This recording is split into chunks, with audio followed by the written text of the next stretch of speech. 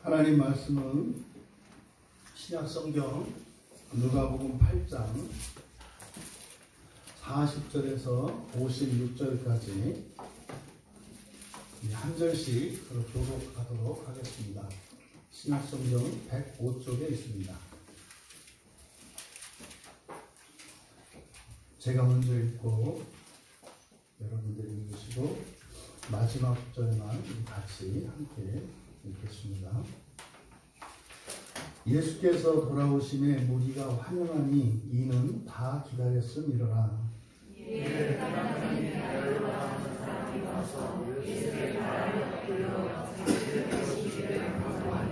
이는 자기에게 12살 된 외딸이 있어 죽어가니라. 예수께서 가실 때에 무리가 밀려들더라.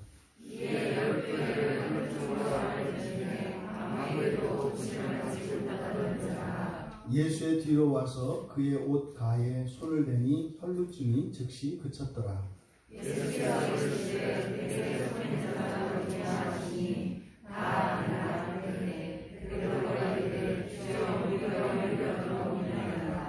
예수께서 이르시되 내게 손을 댄 자가 있도다. 이는 내게서 능력이 나간 줄 알미로다 하신대.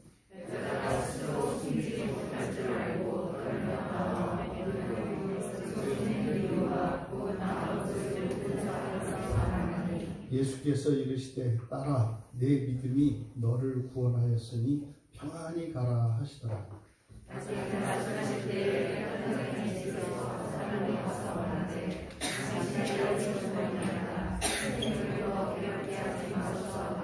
예수께서 들으시고 이르시되 두려워하지 말고 믿기만 하라.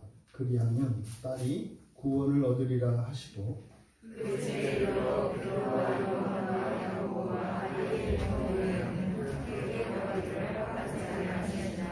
모든 사람이 아이를 위하여 울며 통곡하며 예수께서 이르시되 울지 말라. 죽은 것이 아니라 잔다 하시니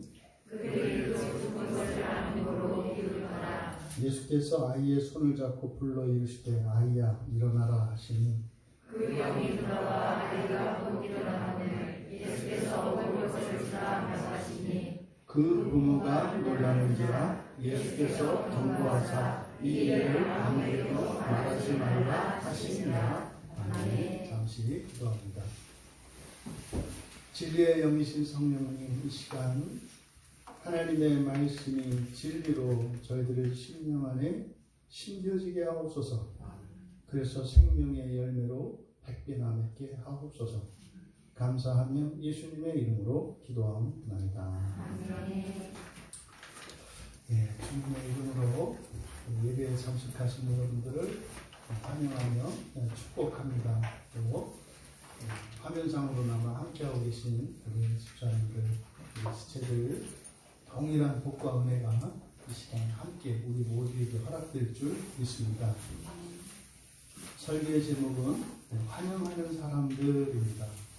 환영하는 사람들. 왜냐하면 예수께서 돌아오심에 무리가 환영하니, 참 예수님이 이렇게 환영받는 일은 매우 드뭅니다. 굉장히 드뭅니다. 그래서 환영하는 사람들, 도대체 어떤 사람들이길래 예수님을 이렇게 환영할 수 있었을까?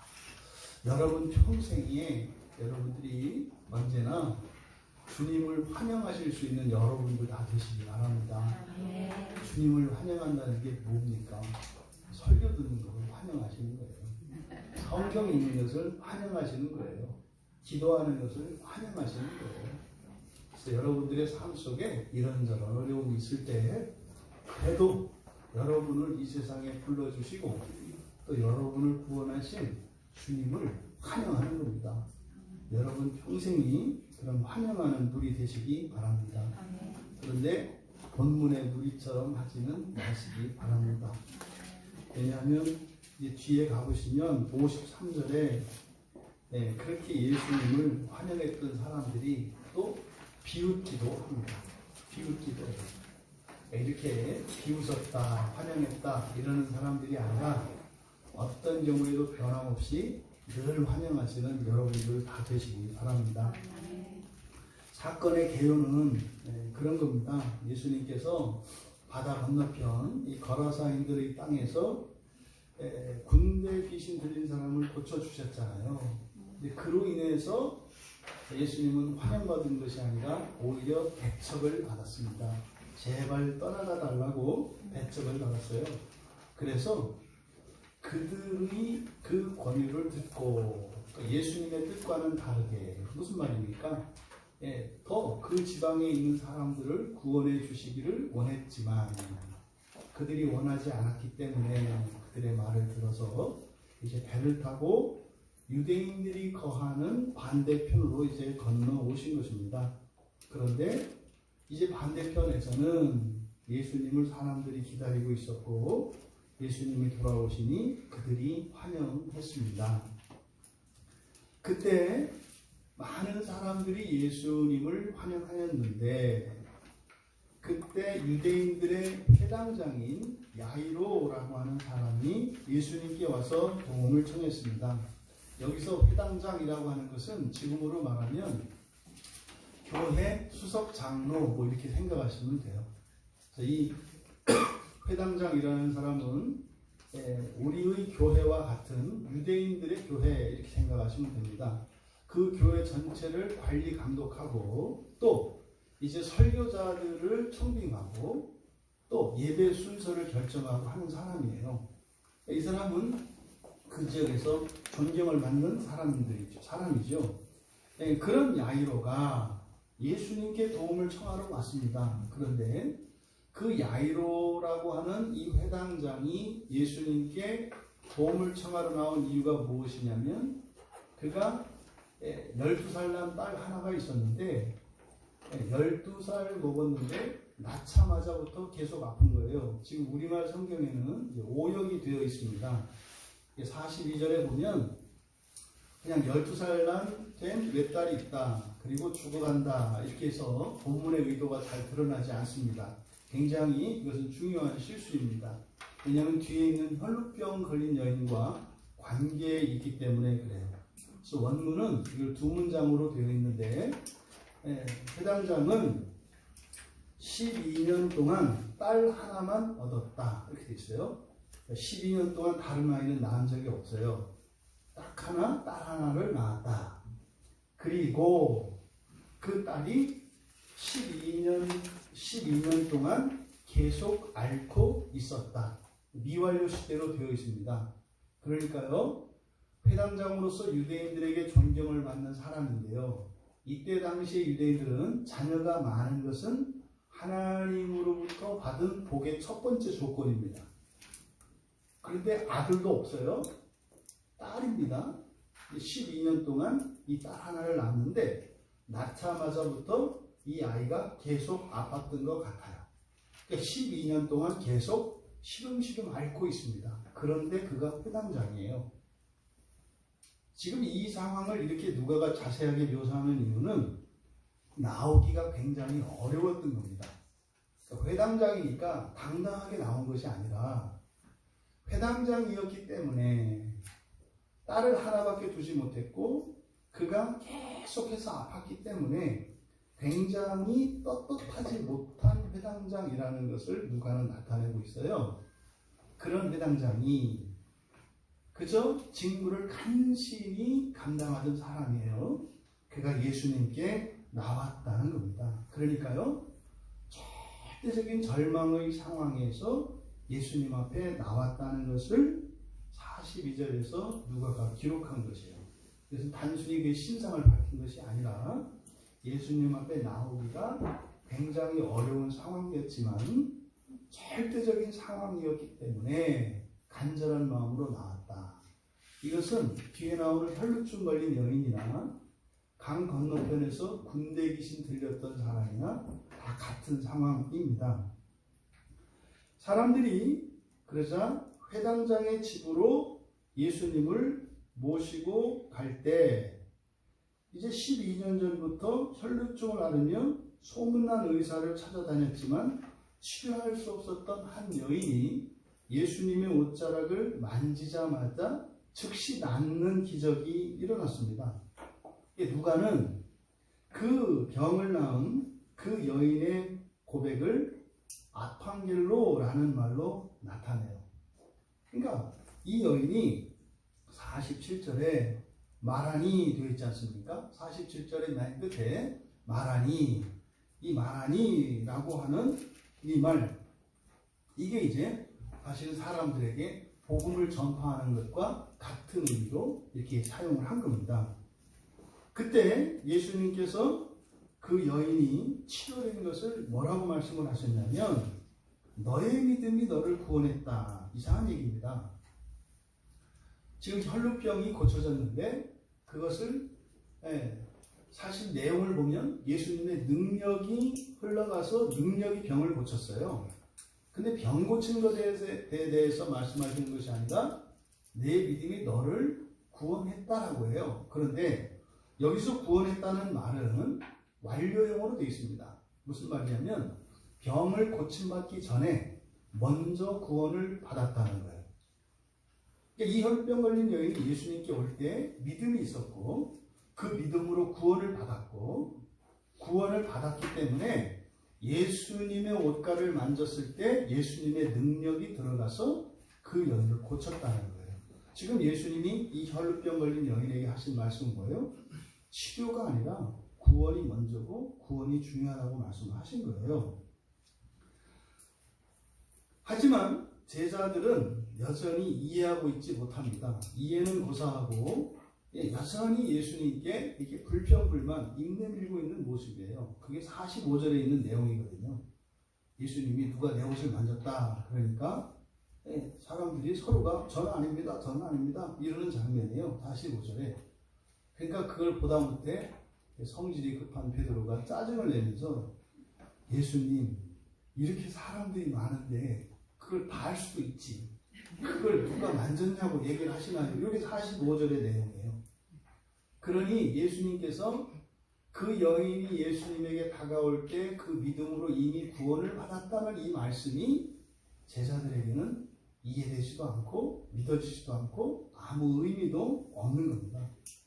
까칠한 주님 뭐 이런 정도 생각을 했겠죠. 그때 사실 지금은 그 야이로, 회당장 야이로의 딸을 고치기 위해서 이동하는 과정이에요. 사실 이 여인 때문에 잠깐 멈춰선 겁니다. 그런데 그때 예수님께서 말씀하실 때 회당장 곁으로 한 사람이 와서 뭐라고 이야기를 합니다. 그런데 뭐라고 해요? 딸이 죽었다는 겁니다. 근데 예수님께서 그 말씀을 옆에 들으신 것을 보니까 그 사람이 옆에 있는 사람들이 들을 수 있을 정도로 큰 소리로 이야기한 것 같아요. 그랬겠죠. 회당장님, 따님이 숨을 거뒀습니다. 이렇게 큰 소리로 말을 했겠죠. 그러니까 예수님께서 그 말씀을 들으셨고 예수님이 들으셨으면 주변에 있는 사람들도 다 들었을 겁니다. 그때 예수님께서 회당장에게 두려워하지 말고 믿기만 하라. 그리하면 딸이 구원을 얻으리라. 여러분들은 대충 그냥 뭐 병 고쳐도 구원이라고 하고 죽었다 살아나도 구원이라고 하고 뭐 밥이 생겨도 구원이라고 하죠. 성경에서 이 구원이라는 말은 굉장히 다층적인 의미로 사용을 합니다. 근데 이 문맥에서는 병 고치는 것, 귀신 쫓아내는 것, 구원하는 것을 구별하셔야 돼요. 왜요? 지금 누가복음 8장에서 말하는 이 구원은 하나님 나라의 복음과 관계되어 있기 때문입니다. 그래서 여기서 말하는 구원은 하나님 나라에 들어가는 것을 말해요. 근데 지금 딸이 죽었다고 얘기하는데 딸이 구원을 얻으리라. 이게 무슨 말입니까? 여러분들이 이렇게 이해하셔야 되는 거예요. 몸은 죽었지만 그 영혼이 구원을 받았구나. 이렇게 이해해야 되는 거예요. 여러분, 그러고 있습니다. 여러분이 사랑하는 누군가를 먼저 떠나보내었을 때 큰 위로가 되죠, 사실. 집사님, 어머님이 돌아가셨지만 어머님은 주님 품에서 낙원에 계십니다. 큰 위로가 되죠. 근데 완전한 위로는 안 됩니다. 그리움이 남아있거든요. 죽음은 슬픈 겁니다. 근데 예수님께서 바로 야이로에게 구원의 말씀을 하세요. 그리고 이어서 구원에 대한 말씀을 먼저 하시고 이어서 울고 있는 사람들에게 죽은 것이 아니라 잔다 이렇게 얘기를 합니다. 죽은 것이 아니라 잔다. 지금 예수님이 말씀하시는 순서는 구원의 문제를 먼저 말씀하시고 그리고 병을 고쳐주시고 살려주시는 이야기를 하십니다. 이때 사람들이 비웃었다는 거예요. 이때 사람들이 비웃었다는 거예요. 마가복음에서는 사실 이 중풍병자 고치는 사건에서 이렇게 얘기를 하거든요. 병을 고쳐주는 것. 그러니까 중풍병자를 일어나서 걸으라 하는 것과 죄를 살렸다는 것. 어느 것이 더 큰 것이냐 이렇게 물어보세요. 그러니까 사실 지금 예수님께서 이들에게 말씀하시는 것은 현실적으로 경험하는 구원들. 이것을 우리가 살면서 해결하고 싶어하는 문제들입니다. 고통당하고 있는 현실적인 문제입니다. 이런 문제들을 해결받는 것과 하나님 나라에 들어가는 것 사이에서 우리들의 가치를 물어보시는 거예요. 지금 이 사건의 중요한 초점은 바로 여기에 있습니다. 사람들은 비웃었지만 예수님께서 죽은 아이의 손을 잡고 아이야 일어나라 라고 말씀하시면서 부르셨습니다. 그때 놀라운 얘기가 나옵니다. 그 아이의 영이 돌아왔고 즉시 일어났다. 여러분, 죽은 사람이 살아날 수 있습니까? 없습니까? 있어요. 그런데 이것은 예외적인 사건입니다. 일반적으로는 죽으면 끝나는 겁니다. 그런데 예외적으로 하나님께서 하나님 나라의 복음을 전하기 위해서 예외적으로 살리시는 경우들이 있어요. 그러니까 이런 예외적인 사건은 우리가 구할 것이 아니에요. 하나님께서 하시면 하실 일이지만, 그러니까요, 불가능한 일은 아니에요. 하지만 이것은 일반적인 일은 아니다. 그래서 떠나갔던 그 아이의 영혼이 돌아왔습니다. 그랬더니 일어났다는 거예요. 즉시 일어났다. 여기서 일어났다 할 때는 위로 섰다 이렇게 얘기합니다. 누워있는 상태에서 일어난 것을 말해요. 그리고 그것을 보고 놀라는 부모들에게 침묵을 명하셨다는 거예요. 이때 놀라다라고 하는 말이 에크와 히스테미라를 합쳐서 엑시스테미라는 말을 썼는데, 놀라는 것이 여러 가지 의미를 가지고 있어요. 근데 이 엑시스템이라는 말은 뒤로 물러서는 거예요. 여러분이 깜짝 놀랐을 때 어떻게 해요? 어이쿠 하고 뒤로 물러서는 거 있지 않습니까? 여기서 지금 말하는 이 부모들의 놀람은 뒤로 물러선 것을 말해요. 근데 이것은 의미가 있습니다. 왜냐하면 그가 물러섰습니다. 놀라서 뒤로 물러선 거예요. 그래서예요. 그 뒤에 예수님의 명령은 그가 놀라서 물러선 것과 관계가 있습니다. 인과관계예요. 그가 놀라서 물러섰기 때문에 예수님께서 그에게 침묵하라고 말씀하셨다는 거예요. 이것이 지금 사건의 개요인데, 지금 이 사건의 목적은요, 제자들에게 예수님께서 어떤 교훈을 주시려고 하는 거예요. 그럼 여러분들에게 어떤 교훈을 주시려고 할까요? 여러분들은 지금 여기서 12년 동안 혈루증을 앓았던 여인이 고침을 받고 12년 동안 계속 시름시름 앓다가 마침내 죽은 그 외동딸이 살아난 이 사건이 여러분들에게 무슨 의미가 있습니까? 여러분들에게 도움이 되세요? 이 말씀이?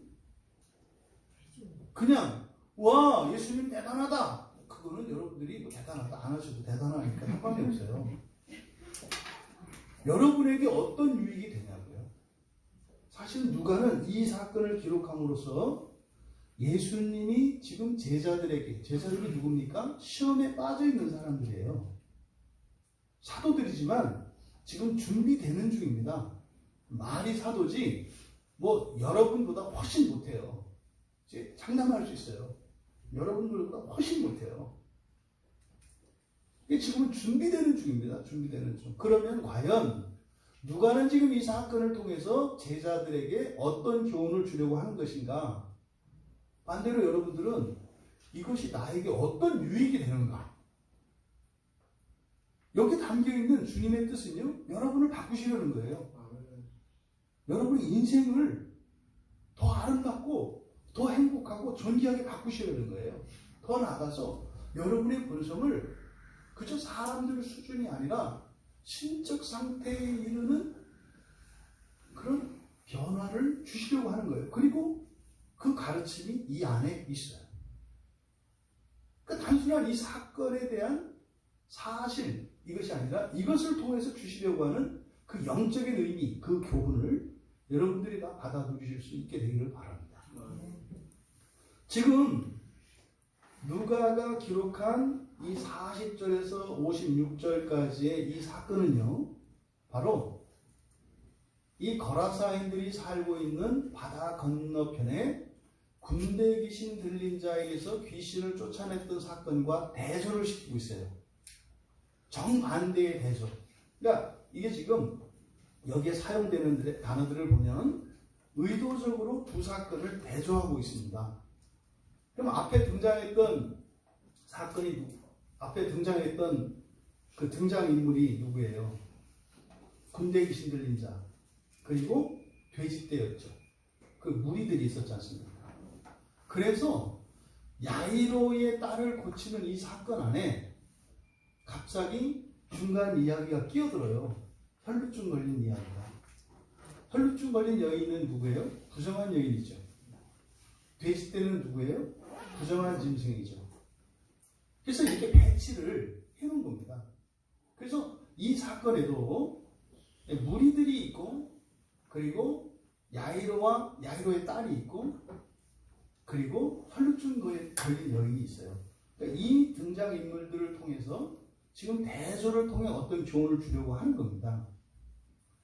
여기서 맨 먼저 40절의 시작이 예수께서 돌아오심에 무리가 환영하니, 이거는 완전한 대조죠. 완전한 대조죠. 예, 바로 앞에서요, 예수님께서 쫓겨오셨다고요.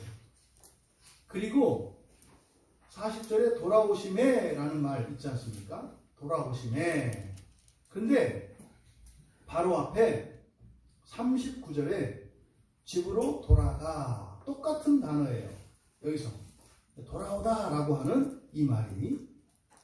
그러니까 병 고침 받은 사람도 돌아가고 예수님도 돌아온 거예요. 근데 지금 예수님은 어떻게 하셨다는 거예요? 환영 받으셨다는 거예요. 그러면 그 귀신 들렸던 자가 이제는 귀신이 나갔지 않습니까? 그 사람이 집으로 돌아갔을 때 환영 받았을까요? 안 받았을까요? 몰라요. 이거를 간단히 환영 받았다? 이렇게 하기 쉽지 않습니다.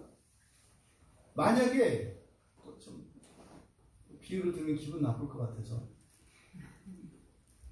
저도 기분이 나쁘네요. 어떤 집에 귀신 들린 사람이 있었어요. 근데 어느 날 갑자기 집에 돌아왔어요. 환영할지 안 할지 몰라요. 우리는 아니까 병 고쳤으니까 환영할 거다 이러지만 몰라요. 여러분 이런 거죠. 지금 뭐 안산에 그 끔찍한 그 흉악범이 지금 나와가지고 뭐 이거 지금 큰일이다 뭐 난리가 났잖아요. 그 사람이 어떻게 된지 모릅니다. 뭐 그 사람이 뭐 완전히 개과천선했는지 본성이 바뀌었는지 안 바뀌었는지 몰라요. 저는 만나본 적도 없고 뭐 교도소에서 어떤 생활을 했는지 저는 모르니까. 근데 이 군대 귀신 들린 자와 같은 상황이었다면 그 사람이 정말로 그렇게 끔찍한 범죄를 저지르게 했던 그 귀신이 완전히 쫓겨나간 상태라면 군대 귀신 들린 자거든요. 여러분들이 그냥 책 속에 있는 군대 귀신 들린 자에서 군대 귀신 쫓겨나갔다니까 와 하지만 이게 여러분의 실생활로 들어가면 와 소리가 안 나오는 거예요. 그런 흉악범이 집으로 돌아왔을 때 뭐 귀신이 다 나가고 집으로 돌아온 거예요. 그때 환영 받을까요? 쉽지 않다고요. 지금 뭐 CC 카메라 설치하고 지금 뭐 9시에 무슨 뭐 통금 시간 정하고 지금 난리지 않습니까? 이게 사실은 군대 귀신 들린 자가 집으로 돌아갔을 때 있음직한 상황이에요. 사실은 훨씬 더 일어날 가능성이 많아요. 그러니까 예수님이 환영받은 것은 뭐예요? 이례적인 거예요. 이 상황에서. 그런데 예수님이 이렇게 돌아오셔서 환영받은 이유, 그것은 뒤에 이는 왜냐하면입니다. 그러니까 예수님이 어떤 분이시고 예수님이 무슨 일을 하는지 상관이 없어요. 환영한 이유가. 환영한 이유는 뭐예요? 기다렸기 때문이래. 기다렸기 때문이라고. 옛날에 70년대 유머 있어요. 아기다리, 고기다리, 양배기. 그 뭐요?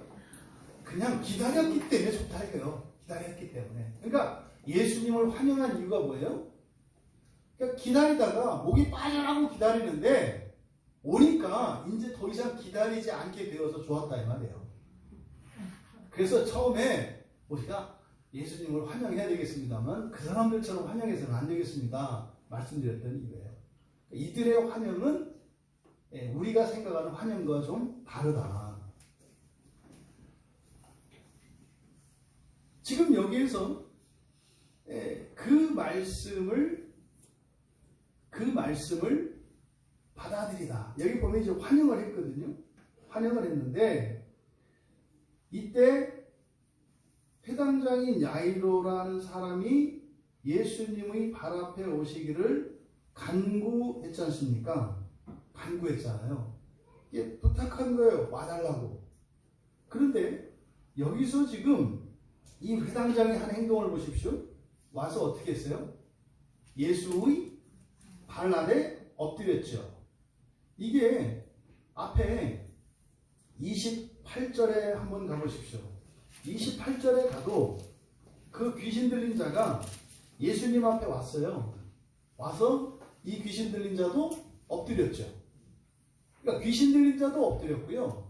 야이로도 엎드렸어요. 그런데 달라요.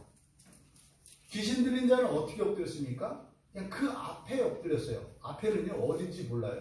여기도 앞이고 저기도 앞이고 다 앞입니다. 그냥 앞쪽에 엎드린 거예요. 앞쪽에 엎드린 거예요. 그런데 야이로는 엎드린 것이 어디에 엎드렸어요? 발 아래. 발 아래니까요. 바로 앞에. 그러니까 최대한 올 수 있을 만큼 왔다는 거예요. 그러니까 귀신 들린 자가 한 행동과 야이로가 한 행동은 똑같아요. 엎드렸다는 점에서는 똑같아요. 그런데 달라요. 귀신 들린 자는 거리가 있어요. 그런데 야이로는 거리가 없어요. 그리고 귀신 들린 자는 대적하는 거잖아요. 그런데 야이로는 발 아래라고 하는 것은 굴복하고 순종을 맹세하는 겁니다. 그 권위 아래 엎드린 겁니다. 그러니까 같지만 다른 이 두 야이로와 귀신 들린 자를 대조하고 있습니다. 또 예수님에 대한 태도가 달라요. 41절에 보면 예수님께 야이로가 한 말이 뭡니까? 집으로 초대를 합니다. 제발 우리 집에 좀 와주세요. 우리 집에 좀 와주세요. 그러니까 집에 오시기를 간구했다. 여기서 간구하다라고 하는 말이 파라칼레오라는 말을 썼어요. 파라칼레오는 보혜사. 그렇죠? 우리를 변호하시는 분 이런 뜻이거든요. 이 파라칼레오라고 하는 것은 도움을 요청하는 거예요. 도움을. 어떤 도움? 내 편 좀 들어달라고. 그러니까 어떤 사람하고 이야기를 하는데요. 이 사람이 내 말을 듣지 않아요. 그때 옆에 있는 사람, 집사님 이거 뭐예요? 편 좀 들어달라는 거죠. 이게 파라칼레오예요. 파라칼레오. 그러니까 여기서 회당장이 예수님께 우리말 성경으로는 간구했다 이렇게 되어 있습니다만 이게 누가복음 7장 4절에서는 백부장이 했던 말이에요. 간절히 구했다. 자기 종을 위해서 예수님에게 고쳐주도록 집에 오시도록 구했죠. 똑같은 파라칼레오예요. 그러니까 뭡니까? 제발 우리 집 좀 와주세요. 제발 우리 집 좀 와주세요. 제발 우리 가정에 와주세요. 제발 내 인생에 와주세요. 왜요? 오시면 주님의 능력이 나에게 유익이 될 것이라는 것을 아니까. 이게 파라칼레오예요. 그런데 군대 귀신 들린 자는요, 28절에 보면 요란을 떱니다. 부르짖습니다. 부르짖어요. 부르짖고 데오마이, 데시스 했죠. 그렇게 간구하다라고 그랬어요. 부르짖으면서 간구해요. 근데 이때 간구한 건 뭐예요? 떠나가 달라는 거죠. 그러니까 회당장은 집으로 와주시도록 초대를 하고 있어요. 그런데 군대 귀신 들린 자가 외치면서 간구했던 것. 다시 말해 군대 귀신 들린 자를 잡고 있는 귀신의 필요는 뭐였어요? 예수님이 떠나가는 거예요. 왜요? 예수님이 오시면 고쳐지니까. 그런데요, 야이로는 예수님을 초대했어요. 왜요? 예수님이 오시면 고쳐지니까. 공통점은 예수님이 오시면 고쳐진다는 거예요. 근데 하나는 고침 받기를 원하고 하나는 고쳐지지 않기를 원하는 거예요. 이게 차이점입니다. 그리고 다음으로 또 다른 이제 대조가 이 회당장 부부와 귀신에게 명령을 하신 사건이에요. 56절에 가보시면 그렇게 놀라서 뒤로 물러서자, 그 부모가 놀라서 뒤로 물러서자 경고하사라고 되어 있어요. 경고하사. 이 경고하다라고 하는 이 말은 메시지나 정보 또는 명령을 전달하다 이런 뜻이에요. 그러니까 전령이 이게 전달하는 거 이걸 말해요. 그러니까 어떤 메시지를 전달한다라는 뜻이에요. 근데 여기서 이제 경고했다라고 하는 것은 바로 그에게 주신 주님의 메시지예요. 근데 그 여자아이의 부모에게 말씀하신 내용은 뭡니까? 말하지 말라는 거예요. 침묵을 명하셨어요. 말하지 말라. 내가 내 딸을, 죽었던 딸을 살려준 것을 말하지 말라. 그럼 여러분, 병들어서 죽었던 딸아이가 살아났을 때 살아났더니 다시 아플까요? 말도 안 되는 얘기죠. 병도 고쳐졌겠죠. 병도 고쳐졌고 살아난 거죠. 근데 그것을 말하지 말라고 했어요. 그런데 이 귀신 들린 사람에게 말씀하실 때 그때는 귀신에게 명령을 하셨어요. 29절에 가시면 더러운 귀신을 명하사 이렇게 되어 있습니다. 더러운 귀신을 명하사. 뭐라고 하셨어요? 나와라. 이 사람에게서 나와라. 근데 지금 이 사람의 상태는 어떤 상태입니까? 귀신을 자기가 붙잡고 있는 상태예요. 그러니까 귀신에게는 나오라고 한 것이고 동시에 그 명령은 귀신 들린 사람에게는 어떤 명령이세요? 놔라죠. 그 귀신을 놔라. 그리고 그 귀신에게는 나와라. 이 이중적인 의미가 있는 겁니다. 이 명령하다라고 하는 이 말씀을 가지고 또 바로 이 두 사건을 대조하고 있다. 그리고 앞에서 살펴본 것처럼 이 무리들의 반응을 대조하고 있어요. 42절에 우리말 성경에서는 무리들이 밀려들더라 이렇게 되어 있지 않습니까? 이거는 그냥 다분히 우리 생각으로 그냥 의역한 겁니다. 여기서 밀려든다가 아니에요. 여기에 사용된 말은 밀려든다라는 말이 아니라 아고라는 말을 쓰거든요. 힙하고. 그러니까 뭡니까? 인도하는 거예요. 인도하는 거. 그러니까 지금 예수님이 건너오셨을 때 사람들이 예수님을 기다리고 있었고 기다리던 예수님이 오시니까 드디어 예수님이 오셨다 이렇게 소리 지른 거예요. 뭐 할 줄도 몰라요. 예수님께. 그러던 중에 회당장인 야이로가 예수님께 부탁을 하는 거죠. 그럼 이미 회당장의 그 가정사에 대해서는 다 알고 있을 겁니다. 그러니까 사람들이요 예수님을 어떻게 해요? 여러분 같으면 예수님께 여러분의 어려운 점을 간구하겠어요? 아니면 예수님 맞아요. 저 회당장이 아주 집에 어려운 사정이 있으니까 저기 가서 도와주세요. 이렇게 하시겠어요? 저 같으면 제가 도와달라고 그래요. 저 같으면. 근데 지금 여기서 몰려들더라가 아니라 이 무리들이 어떻게 하냐면 예수님을 모시고요. 그 집으로 이 사람들이 인도하는 거예요. 회당장이 인도한 게 아니에요. 무리들이 예수님을 모시고 가요. 왜요? 보고 싶은 거예요. 보고 싶은 거예요. 여러분들은 이 시간 여러분을 예수님이 바꿔주길 원하세요? 아니면 여러분이 알고 있는 누군가, 또 아니면 누구라도 좋으니까 예수님이 뭔 일을 좀 내기를 원하세요? 놀라울 정도로 사람들이 나를 고쳐주시기 원하기보다 정말로 예수님이 하는 일을 보고 싶어 해요. 이상한 얘기예요. 왜요? 보고 나면 부탁해요. 잘 왜 했다가 예수님하고 사이가 틀어질 수도 있으니까 관계를 잘 유지하기 위해서 괜히 내가 서운하지 않도록, 그러니까 뭐요? 예수님의 편의를 봐주는 거죠. 지금 이 42절에서 이 무리들의 행동이 이 밀려들거라가 아니라 인도하는 거예요. 이 예수님은 어떻게 그리로 인도하고 있을까? 신기한 일이에요. 이게 정말로 그 회당장의 그 딱한 처지를 그 사랑하는 마음으로 긍휼히 여기서 했다면 대단한 거예요. 만약에 그랬다면 예수님이 칭찬 한마디 얹으셨을 겁니다. 이야, 이 무리들은 자기들의 필요보다 회당장 야이로의 필요를 위하여 나를 인도하구나. 너희들 복음이 전파되는 곳에 이들의 이름을 기록해라. 이렇게 하셨을 거예요. 그게 아니에요.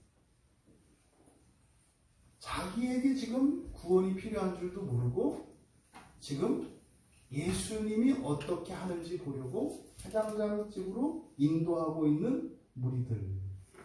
그런데요, 겉으로는요, 어쨌든 환대하는 모습이죠. 결국은요, 이들이 어떻게 됩니까? 혈루증을 앓던 여인이 고쳐졌을 때 무리들의 반응이 없어요. 기록하지 않아요. 침묵해요, 무리들이. 그러면 여기서 뭐 와 하든지 뭘 해야 되는데 침묵해요. 또 야이로의 병을 앓다가 죽은 그 어린 딸이 살아났을 때도 예수님은 아예 접근도 금지시키세요. 그리고 실제로 이 아이가 일어났거든요. 그래서 먹을 것을 주라고 했기 때문에 나왔거든요. 그럼 사람들이 봤거든요. 그런데 반응이 없어요. 환영하는 무리들인데요, 전혀 예수님께서 행하신 이 이적을 보고 아무런 감동이 없어요. 이런 일이 실제로 일어나요. 실제로 일어나요. 흔히 말해서 카드라 통신 이런 거 있지 않습니까? 뭐 교회 안에서도 야, 우리 집사님 누가 이렇게 큰 은혜가 있었다더라. 아무런 감동이 안 일어나요. 지난주는요, 그 광야교회가 생긴 이래로 가장 큰 은혜가 임했던 한 주였어요. 지난 주일 설교를 들으시고 어쨌든 우리 성도들 가운데 정말 특별한 은혜를 가장 크게 체험했던 기억될 만한 한 주였어요. 지난 한 주가. 그런데요, 이 무리들과 같이 아무런 감동도 없이 침묵할 수 있다는 거예요. 이 사람들이 누구예요? 환영했던 사람들이에요. 몰려나왔던 사람들이에요. 오늘 많은 교회가 드디어 문을 열고 예배를 드려요. 이게 뭐예요? 기다렸다가 환영하는 거예요. 와, 몰려들죠. 환영하죠. 드디어 예배를 드릴 수가 있게 되었네. 예배 끝나고 이제 집에 돌아갈 거예요. 뭐 지금쯤이면 가는 경우가 많을 거예요. 그런데요, 침묵해요. 아무런 감흥이 없어요. 이게 지금 여기서 나타나는 무리들의 반응입니다. 다만 아이들의 그 아이의 부모만 놀랐다. 그런데요, 37절 보십시오. 37절에서 귀신 들린 사람이 고쳐지는 걸 봤잖아요. 그리고 돼지떼가 몰살당하는 걸 봤잖아요. 그때 무리들의 반응이 어땠어요? 37절을 보니까 두려워했어요. 그냥 두려운 것도 아니고 어떻게 해요? 크게 두려워했다. 뭐요? 가까이 하기에 먼 당신. 크게 두려워했다. 그래서 어떻게 해요? 떠나가시기를 구하더라. 지난주 그 목요일날 그 설교 나눔할 때 어떤 집사님이 했던 얘기가 이렇게 남아요. 계속 좋은 의미로 그러시더라고요. 설교를 들으면 참 좋긴 좋은데 뭐 갈고리 같은 게 뭐 하나 박힌대요. 제 목사님 설교를 들으면 좋긴 좋은데 그냥 부담이 있대요. 설교를 듣고 나면 뭔가가 하나 이렇게 박혀서. 그래서 근데 또 안 들을 수가 없대요. 뭐 그렇게 얘기를 하시더라고요. 근데 지금 거기 이 37절에 이들이에요. 뭔가 봤어요. 예수님이 하신 놀라운 일을 봤어요. 그런데요, 갈고리가 박혀요. 근데 그 집사님은 설교를 듣는데요. 근데 여기 있는 무리들은 다 지워버릴게요. 파일을 다 지워버렸대요. 그렇게 봐요. 여기 지금 이제 그 얘기예요. 떠나가다. 그래서 어떻게 싹 지워버린 거예요. 여기 차이점이죠. 그리고 나서 사실 그 이전에 이들은 듣고 온 사람들이거든요. 34절에 보면 맨 처음에 구원할 때 있던 귀신을 쫓아내시고 그 귀신 들린 자를 고치실 때 현장에 있었던 이들의 반응은 34절 보면 도망갔다 그래요. 아이고 예수한테 구원받으면 큰일 나겠네. 다 도망갔다고 이야기해요. 여러분 화려했지만 조용한 사람들, 조용했지만 연한 법석을 내고 쫓아내는 사람들, 이게 무리의 특성이에요. 환영하는 줄 알았더니 두려워하고 쫓아내고, 또 조용한가 보다 얌전한가 보다 했더니 갑자기 들고 일어나서 쫓아내고. 이거 교회 안에서 이런 일이 일어나는 거 아십니까? 교회 안에 뭔가 좀 이렇게 좀 하겠다 싶었던데 그냥 잠잠해요. 이 잠잠한 게 뭐의 특성입니까? 무덤의 특성 아니에요. 무덤의 특성. 또 뭐 그렇게 잠잠했던 사람들이 이제는 막 예수님을 쫓아내는 거죠. 이게 무리들의 특성이에요. 성경에서 나타나는. 그리고 그러니까 이렇게 누가는 두 사건을 의도적으로 이런 단어들을 가지고 대조를 시켜요. 그러니까 뭡니까? 두 사건은 같이 연결되어 있다는 거예요. 같이 묶어서 생각을 해야 된다는 거예요. 근데 사실은 보십시오. 한쪽은 이방인이에요. 한쪽은 유대인이에요. 또 한쪽은 귀신 들린 사람이에요. 한쪽은 회당장이에요. 한쪽은 이름도 없어요. 그냥 한 남자예요. 한쪽은 야이로라는 이름을 가지고 있어요. 야이로라는 이름 보면요, 그가 빛을 비춘다는 뜻이에요.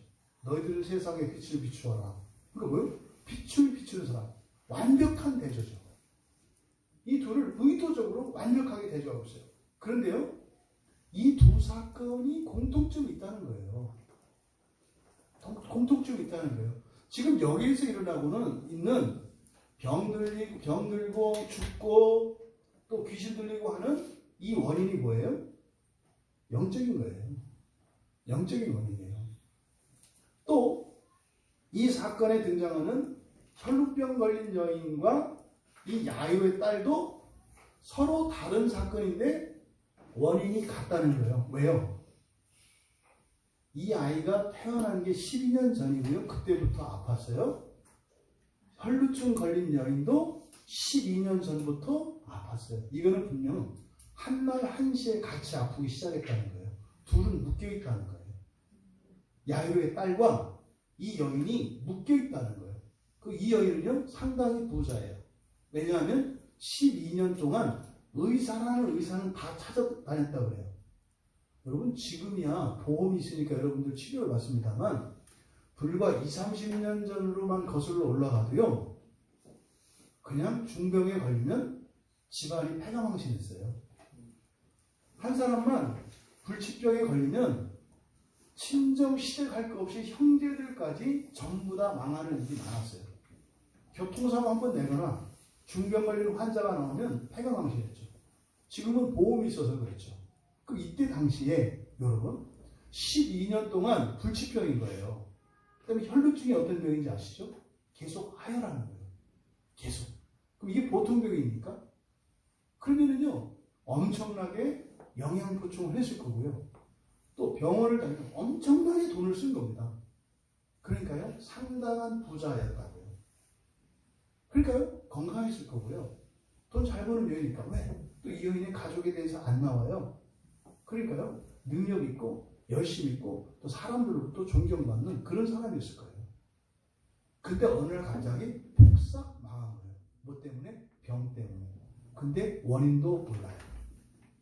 누가는 야이로의 딸이 태어난 사건 그 순간과 이 여인이 혈루증을 앓기 시작한 두 사건을 하나로 연결시키는 거예요. 무엇으로? 12년 전이라는 사건으로. 그런데 공교롭게 예수님의 제자들이 12이라는 거 아닙니까? 누가는 의도적으로 지금 제자들의 상태, 그리고 이 야이로의 딸, 혈루증 걸린 여인의 이 딸의 상태를 하나로 묶어버리는 거예요. 근데 이것의 실체는 바다 건너편에서 영적인 것, 귀신을 잡고 있는 문제라는 것을 가르쳐 주셨죠. 그리고 이제 이쪽으로 건너와서 예수님께서 가르쳐 주시는 이것을 누가가 설명하고 있는 겁니다. 사람들의 태도가 다르잖아요. 그래서 52절에 이 사람들의 이 야이로 집안에 대한 태도는 뭡니까? 굉장히 우호적입니다. 52절에 보면 어떻게 했어요? 그들이 막 울어요. 애통해 하면서. 아이를 위하여 울며 통곡하며. 그러니까 상당히 우호적이고 호의적인 것을 우리가 알 수 있어요. 그런데 이 귀신 들린 사람들에게 대해서는 어땠어요? 귀신 들린 사람은요, 쫓아냈잖아요. 그냥 쫓아낸 정도입니까? 그냥 쇠사슬에 묶어가지고 고랑에 채워서 가둬버렸잖아요. 배척했다고요, 배척했다고. 그런데 여러분, 여기서 또 보십시오. 이 아이의 상태와 그 귀신 들린 사람의 상태가 참 달라요. 지금 오른쪽에서, 지금 이제 오른쪽이 아니라 유대인 땅에 건너오셔서 지금 고치시는 혈루증 걸린 여인이나 이 아이는 둘 다 상태가 어떤 상태예요? 죽어가는 상태죠. 이 여인은 계속 피를 흘리면서 죽어가고 있어요. 이 아이도 태어나자마자 계속 병을 앓고 계속 죽어가고 있어요. 죽었잖아요. 죽어가고 있어요. 그런데 바다 건너편에 귀신 들린 사람은 어떻게 했었어요? 펄펄 살아서 날뛰었었죠. 어느 정도로? 쇠사슬을 끊고. 그러니까요, 생명의 능력이 넘쳐요. 쇠사슬을 끊을 정도로. 혈기가 막 펄펄펄 넘쳐요. 그런데 이쪽은요, 죽어가요. 귀신의 장난은요, 두 가지로 다 온다고요. 광적으로 이렇게 막 몰입하고 지나치게 열정적으로 가는 것, 이런 것도 귀신의 역사예요. 또 하나, 정반대로 또 시름시름 죽어가는 것도 귀신의 역사예요. 정반대 상황이에요. 귀신이 어떻게 역사하는지를 대조적으로 보여주는 겁니다. 그런데 둘 다 영적인 문제라는 것을 누가는 가르쳐주는 겁니다. 여기서요, 귀신 들린 자에게서 더러운 영이 떠났죠. 그런데 이 아이는 어떻게 해서 병 고침을 받습니까? 죽었던 아이가 어떻게 살아납니까? 55절에 보니까 그 영이 돌아왔죠. 이상하네요. 하나는 영이 떠났고요, 하나는 영이 들어왔죠. 그 영은 죽이는 영이 있고 살리는 영이 있다는 거예요. 죽이는 영은요, 내보내야 돼요. 살리는 영은요, 들어와야 돼요. 군대 귀신 들린 자에게 있던 영이 더러운 영이라고 되어 있는데, 그 영이 죽이는 영이라고 하는 것을 무엇을 통해서 우리가 알아요? 물에 빠져 죽이는. 2,000마리를 물에 빠져서 그거를 물속으로 끌어당겨서 죽이는 그것을 통해서 이 더러운 영의 특성을 우리가 봤다고요. 죽여요. 이 더러운 영은. 그러니까 이 더러운 영들은 어떻게 해야 돼요? 쫓아내야 합니다. 쫓아내야 합니다. 쫓아낼 때는 어떻게 해요? 예수님의 권세가 있어야 하고 우리가 자발적으로 놔야 합니다. 자발적으로 놔야 하고 논다고 되는 게 아니죠. 왜요? 그 귀신인지 모르거든요. 좋은 건 줄 알거든요. 그리고 거기는 하나님의 권세가 있어야 하는 것입니다. 근데 이 아이는요, 영이 들어왔잖아요. 그 아이의 영이라고 그랬어요. 그래서 이게 이제 뭐 신학적으로 논란이 될 수도 있죠. 그러니까 여러분, 여러분에게 영혼을 뺐다가 넣을 수 있어요, 없어요? 하나님께서? 있어요. 그런데요, 영혼이 나가는 것이 완전히 죽는 게 있고 자는 게 있어요. 사실 이 아이의 영혼이 돌아오는 것을 통해서 우리는요, 부활을 봐요. 부활을 봐요. 아, 정말로 사람이 죽었다가 살아날 수 있구나. 아, 그리고요, 사람이 죽었다고 해서 그냥 사라지는 게 아니구나. 이것을 알죠. 떠났던 영이 돌아왔거든요. 여기서 바로 이 더러운 영과 깨끗한 영, 이렇게 우리가 대조할 수 있겠죠. 죽이는 영이 있고 살리는 영이 있다. 여러분의 인생 가운데 살리는 영이 언제나 역사하기를 바랍니다. 더러운 영은 떠나가기를 바랍니다. 근데 어떻게 이루어진다고요? 여러분이 선택하셔야 한다. 여러분은 살리는 영을 선택하시고 죽이는 영을 버리시기 바랍니다. 여러분들의 인생 안에 이런저런 어려움이 있었습니까? 거기에는 분명히 여러분이 여러분 자신도 개입했다는 사실을 인정하셔야 합니다. 근데 그것을 가지고 죄책감을 갖거나 후회하실 필요 없어요. 왜요? 오늘 고치면 되거든요. 오늘 여러분들이 그동안 인생을 죽어가는 인생이었다면 살아가는 인생으로 바꿀 수가 있어요. 예수님이 지금 제자들에게 그걸 가르쳐 주시는 거예요.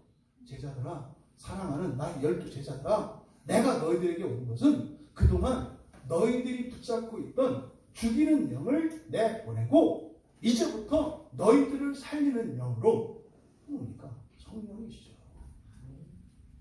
거룩한 영으로 너희들을 살게 하는 것이다. 이것을 가르쳐 주시려고 하는 겁니다. 지금 본문을 보면은요, 귀신 들린 사람을 고칠 때는 믿음이라는 말이 일체 거론이 되지 않습니다. 믿음이라는 말. 근데 이쪽에서는 혈루증 걸린 여인이나 바로 야이로의 딸을 고치는 이 사건에 예수님께서 믿음을 말씀하세요. 이 믿음은 뭐에 대한 믿음이라고요? 여기서 그냥 뭉뚱그려서 예수요 이렇게 하시면 안 돼요. 누가복음 8장에서 말하는 구원은 하나님 나라 복음에 대한 구원이라고 그랬죠. 하나님 나라 들어가요. 그러니까 여기서 말하는 믿음은 무엇에 대한 믿음이에요? 하나님 나라에 대한 믿음이에요. 하나님 나라에 대한 믿음이에요. 하나님 나라에 대한 믿음으로 하나님 나라에 들어가면 어떻게 해요? 귀신이 쫓겨가고 치료되는 일도 일어난다는 거예요. 이 사건을요, 마태와 마가와 누가가 기록하고 있는데 달라요. 마태는요, 마태는 뭐라고 이야기를 하냐면, 마태복음 9장 18절에서 내 딸이 방금 죽었사오니, 마태는 죽었다고 얘기를 해요. 죽은 후에 야이로가 말했다고요. 방금 내 딸이 죽었사오니 그 몸에 손을 얹어 주소서, 그러면 살아나겠나이다. 야이로가 예수님께 요청한 게 뭐예요? 죽은 딸을 살려달라는 거예요. 이게 뭡니까? 현실적인 구원, 물질적인 구원, 현실적인 구원이에요. 문제를 죽었는데 살려주세요. 이렇게 해요.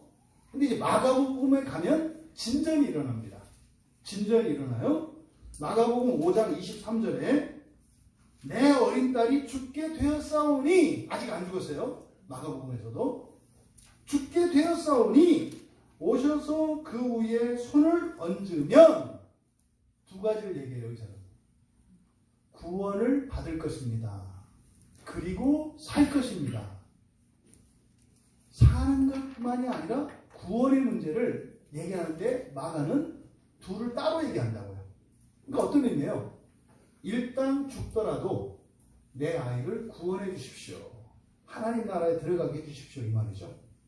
그런데 만약에 그렇게 된다면 살아날 줄 믿습니다. 이렇게 고백합니다. 그러니까요, 이 두 가지, 하나님 나라에 들어가는 영적인 구원과 죽었던 육체가 살아나는, 또 병든 육체가 고쳐지는 이 일을 따로 보고 있어요, 마가는. 그런데 누가는 어떻게 했어요? 두려워하지 말고 믿기만 하라. 그리하면 딸이 구원을 얻으리라. 병 고치는 이야기, 살리는 얘기는 없어요. 그러니까 여기서는요, 누가는 뭡니까? 하나님 나라를 믿는 믿음 안에는 귀신을 쫓아내고 병을 고치는 능력도 있고 권세도 있다라는 것을 말씀하려고 하는 거예요. 혈루증에 걸렸던 여인이 어떻게 병이 고쳐졌어요? 예수님의 능력이 빠져나가서, 다시 말해서 예수님의 능력이 그 여인에게 들어가서 그 능력이 고쳤어요. 그런데 구원은 어떻게 받았어요? 너의 믿음으로 받았어요. 믿음으로 받았어요. 지금 누가는요, 하나님 나라의 복음과 관련해서 하나님 나라에 들어가는 것을 구원이라고 이야기하는데 그것은 하나님의 권세예요. 근데 그 권세는 믿는 자에게 주어져요. 근데 그런 자에게는 현실적인 구원, 다시 말해서 우리의 삶의 필요들이 채워지는 일들이 일어나요. 근데 그것은 능력에 의한 것이에요. 능력에 의한 치료와 권세에 의한 구원에 대해서 누가는 지금 말씀하려고 하는 겁니다. 여러분, 귀신 들렸던 사람이나 또 이 야이로나 혈루병 걸렸던 이 여인이 믿음으로 구원받은 것은 바로 예수님이 이 세상의 병과 문제들을 해결하실 수 있는 권능만 가지신 분이 아니라 또한 동시에 그들의 영생에 대한 권세를 쥐고 있는 분이시라는 것을 가르쳐 주려는 거예요. 왜요? 지금 예수님의 제자들은 물론이고 무리들이 가지고 있는 것은 다 예수님의 능력 한쪽 측면만 보고 있다고요. 한쪽 측면만. 근데 누가가 여기서 말씀하려고 하는 것은 무엇입니까? 바로 능력보다 더 우선하는 것이 무엇이다? 우리를 구원하시는 하나님의 권세다. 그리고 이 사건을 통해서 하나님 나라의 특징이 무엇인가를 보여줘요. 왜냐하면 혈루병을 걸린 여인과 접촉하는 이 사건은 유대인들에게 있어서는 이거는 대전환적 사건이에요. 이런 거를 뭐 이렇게 확 변하는 거를 뭐 코페르니쿠스적 전환 뭐 이렇게 얘기를 하잖아요. 거룩한 사람은 부정한 사람과 함께 접촉할 수 없습니다. 부정한 사람과 정결한 사람이 만나면 어떻게 돼요? 부정이 정결을 더럽힙니다. 이게 구약의 정결법이에요. 그래서 정결을 지키기 위해서는 어떻게 돼요? 부정한 것을 멀리하고 떨어뜨려야 돼요. 그런데 하나님 나라 복음이 선포되고 예수님께서 이 혈루증 걸린 여인과 접촉을 했는데 부정이 타고 들어와서, 그 여인의 부정이 타고 들어와서 예수님을 부정하게 만든 것이 아니라 오히려 부정과 정결이 만났는데 어떻게 됐다는 거예요? 정결이 부정을 정화시켰다는 거예요. 그래서 교회는요, 아무나 다 와도 돼요. 회당은 아무나 가면 안 돼요. 회당은 부정한 사람이 가면 회당 전체가 부정해져요. 근데 교회는요, 누구나 다 와도 돼요. 왜요? 교회에서는 그리스도의 능력이 전가되기 때문입니다. 여러분들이 교회에서 예배 드리셨잖아요. 설교의 내용과 상관없이 여러분들이 교회에 들어온 것만으로도 여러분 안에 있는 이런 불결과 부정이 씻겨집니다. 그 유익을 누리고 안 누리고는 여러분의 믿음의 몫입니다. 혈루증 여인이 예수님의 옷깃을 스쳤는데도 그 불치병을 고치는 사건이 과거에만 일어나는 사건일까요? 천만에요. 오늘 이 시간도 여러분 안에 그런 동일한 은혜의 일들이 일어날 수 있어요. 여러분들이 믿음을 가지고 예배에 참여한다면 그것이 예수님의 옷가를 만지는 것과 다름없는 사건이에요. 실제로 예배의 자리에서요, 그런 일들이 일어나죠. 육체의 질병이 고쳐지고 더러운 귀신들이 쫓겨나가는 역사가 지금도 일어납니다. 여러분, 세상 사람들의 말을 듣지 마세요. 성경 말씀에 귀를 기울이세요. 그런데 그게 다가 아니라는 거예요. 여러분이 죽었다 살아나고 병 고쳐지고 늙었다 젊어지고 한들 100년 안에 일어나는 일이에요. 그 다음 일은 어떻게 하시렵니까? 100년에 비할 바가 되지 않는 수천 수만 년 영원의 시간은 어떻게 하시렵니까? 바로 누가는 지금 이 부분을 이야기하려고 하는 거예요. 하나님 나라의 복음이 참으로 예수 그리스도께서 이 땅에 오신 이유라고 하는 것입니다. 예수님을 그렇게 기다리고 환영했던 사람들이 왜 침묵합니까? 뭘 기다리는지도 몰랐어요. 그들은 심지어 그런 능력이 역사하는 것을 보고도 아무런 반응이 없어요. 이 사람들은요, 그냥 기다린 사람들이에요. 그냥 기다린 사람들이에요. 왜요? 사람들이 가니까 따라간 거죠. 누가 온다니까 기다린 거죠. 왔다니까 좋아한 거죠. 그런데 왜 기다린지 몰라요. 그런데 이 혈루병 걸린 여인 그리고 회당장인 야이로 이들은 혈루병 걸린 여인은 믿음으로 구원을 받고 병고침도 받았어요. 그런데 회당장 야이로는요, 그의 믿음으로, 아버지의 믿음으로 딸이 고침을 받고 구원을 받았어요. 그런데 회당장 부부는 어떻게 했다는 거예요? 뒤로 물러섰다는 거예요. 세 부류를 나누고 있어요. 혈루증 걸렸던 여인은 믿음으로 구원받고 불치병도 고침받았어요. 회당장 야이로는 자신의 믿음으로 자신의 딸이 구원받고 살아났어요. 근데 회당장 자신은 그 믿음으로 단지 능력의 은혜만 입었을 뿐이에요. 회당장 야이로에 대한 구원의 예의가 없어요. 여러분은 이 사건에서 어디에 있습니까? 누가는요, 제자들을 통해서 여러분들에게 이 말씀을 읽게 될 독자들에게 바로 무엇을 기대하는가를 묻고 있습니다. 그리고 무엇을 주님께 기대하는지를 가르쳐주고 있습니다. 여러분, 둘 다 기대하십시오. 하지만 우선순위는 하나님 나라에 들어가는 일입니다. 그러면요, 하나님 나라에 들어가는 인생을 살아가는 이들에게 절대로 죽음도 침범하지 못합니다. 왜? 그게 하나님 나라의 특성이에요. 하나님 나라는 부정을 씻어버리니까. 죽음조차도 그것을 막을 수 없으니까.